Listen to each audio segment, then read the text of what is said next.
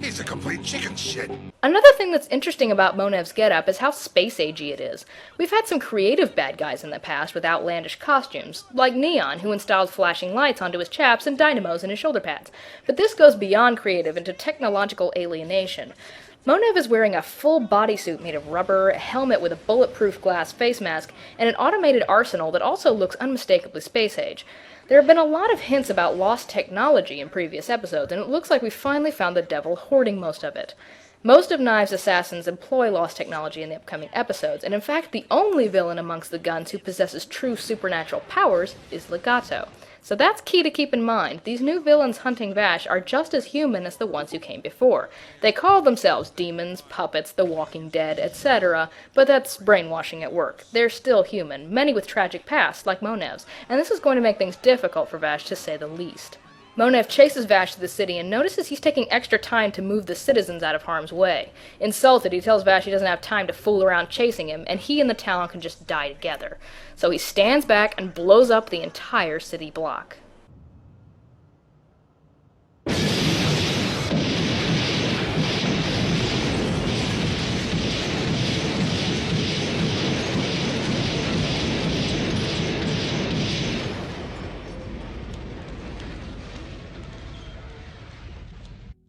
Vash is injured, but not very badly.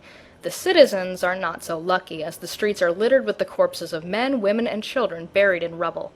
Vash flat out loses it.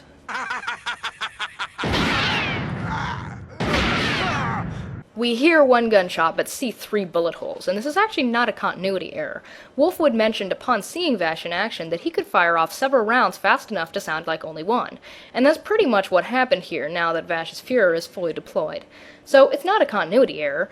The fact that those bullet holes keep disappearing and reappearing on Monev's mask, however, is. Monev justifiably wets himself and heads for the hills as Vash fires off another round. At this moment, the girls find him, and he tells them to stay away. Millie tells Meryl they should listen to him, and no one could stop him the way he is right now. Meryl, however, is worried about something else entirely. He's walking away. If we let him leave now, he'll probably never come back. But I thought you didn't like him, Meryl. Ugh, Sundares. Vash busts into the bank and commands the teller at gunpoint to open the vault and let him in while he plans his next move. Monev realizes what he's doing and decides to blow up the vault as well. Vash beats him to the punch and rigs the vault door with explosives, sending it blasting toward Monev at high speed, reeling him backward, and giving Vash a chance to take out a few more of Monev's weapons with his last couple rounds, but just a few. Have no more bullets, coward! We're suddenly reminded that this series is called Trigun, and that Vash must therefore have 3 guns. This is the second one, a high-powered sucker built right into his prosthetic left arm. He blows Monev away and leaves him completely defenseless. Ew, look, his brain is exposed! Monev wonders if he had this second gun, why didn't Vash shoot him in the jail cell? Well, that's because Vash is a kind, forgiving soul who refuses to kill even the scummiest of... You killed all the people! You killed them all! And you were the one solely responsible for all their deaths! Now you are also going to die! Don't kill me! Please, don't kill me! I'm sorry! I don't want to die! I don't want to die! Please! Don't kill me! Oh no! I don't want to die! Regardless, you should never make him angry. He's about to smite Monev when he has a flashback to a conversation with Rem, and now we get to see her face. This flashback continues to reinforce false assumptions about Rem as it shows both her and Vash together at the same age, implying that they were lovers or something, which is hilarious in hindsight when we find out just what their relationship was and how it's changed post-mortem. Now, this is the flashback that occurred during the Sand Steamer stories in the manga, where, quite honestly, it didn't go. Not that him flashbacking at this moment makes any sense either, but the message, at least, is more applicable. Vash asks Rem why people would go on living when life was so bleak, dry, and empty as it was now. Rem reminds him that the ticket to the future is always blank for everyone, and life can always change for the better. Vash starts to calm down and realizes it's already sunrise. Sunrise? Jeez, how long was he holding this guy down? Well, he pulls the gun away and tells himself that if he killed Monev, Rem really would be dead forever. He asks her for reassurance, begging her to tell him it would be wrong to kill this guy. And of course, he doesn't get an answer. It would be wrong to shoot him, right? Man, where do I start with this episode? It's the first appearance of our true villains, Legato, Knives, and the assassin cult that we'll later learn is called the Gung Ho Guns. Monev was probably the weakest among them because he was the only involuntary member, so we have a whole lot of nutso to look forward to very soon. We have our first massive slaughter in a story so far characterized by lots of danger but no real death, although I have to emphasize that this is only the first massacre. Most important of all, however, we are under the distinct impression that Vash's principles aren't as resolute as they first appeared. The only thing that stops him from painting the streets with Monev's gray matter is his fear of disappointing Rem. In fact, the only reason he thinks killing is wrong is because she told him it was. Well, no, that's not true. He has other reasons, but his idolization of Rem is honestly the biggest. So our hero is flawed, babyish, and kind of messed up, and we're going to dive deeper and deeper into his psyche as Legato adds more notches to his mind rape stick in future episodes. The point is that Vash is not all-powerful, and when met with superhuman force stronger than his own, his resolve gets very shaky. He didn't have a way to avoid killing Monev without sacrificing the townspeople instead, and he didn't have great reasons for not killing Monev when given the chance afterwards. Presumably, this is the first time he's had this much trouble dealing with a person. It won't be the last. Before we move on to the next episode, however, let's do some comparison to the manga version of these events. Again, I won't be able to do this much in the future because the story becomes completely different, but for now I can still point and click at specific differing details.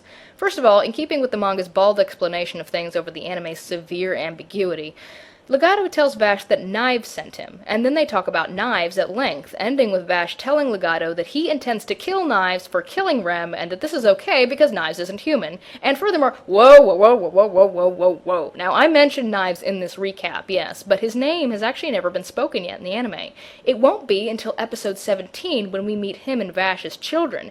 In fact, although I think most people figure this out beforehand, it's not clear that the child named Knives in that flashback will grow up to be Legato's evil master until we see him start to turn evil before our eyes and then make the connection.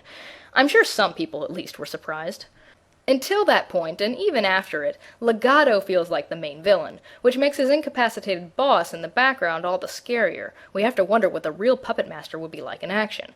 But in the manga, shortly after his introduction, Legato is completely incapacitated by an impulsive Knives, by which I mean his spine is actually shattered and he becomes a lump of person in a bag, kept alive only by his own powers.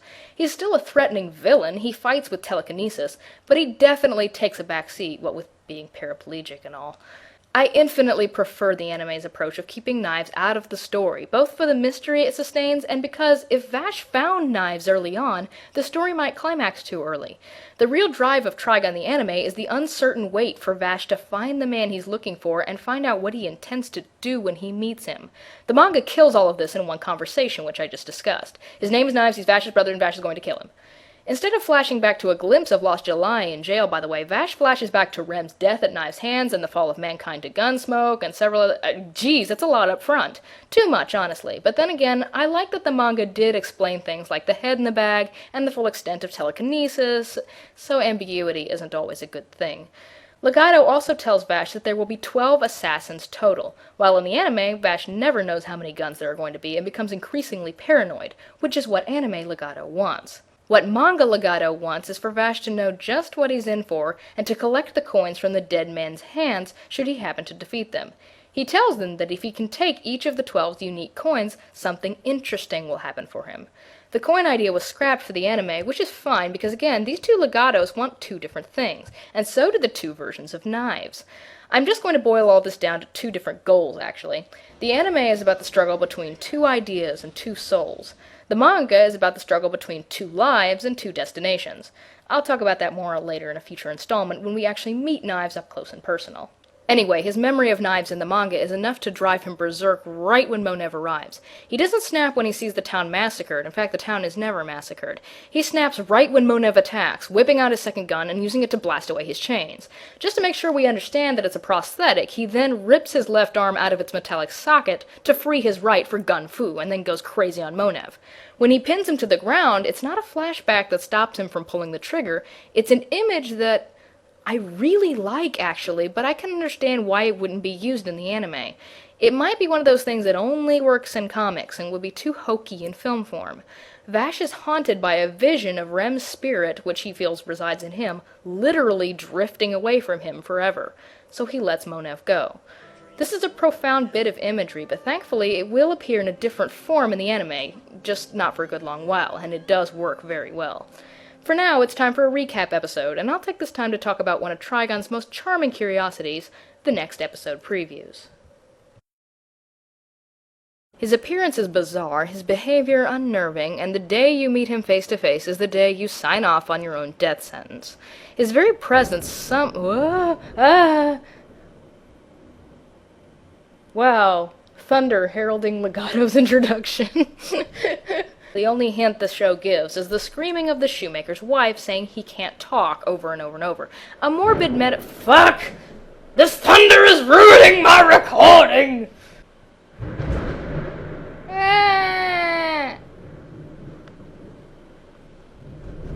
Stop it! I'm trying to record! Stop it! I mentioned Legato's name, and it started raining and thundering. I shit you not, this is exactly when it started. That's scary.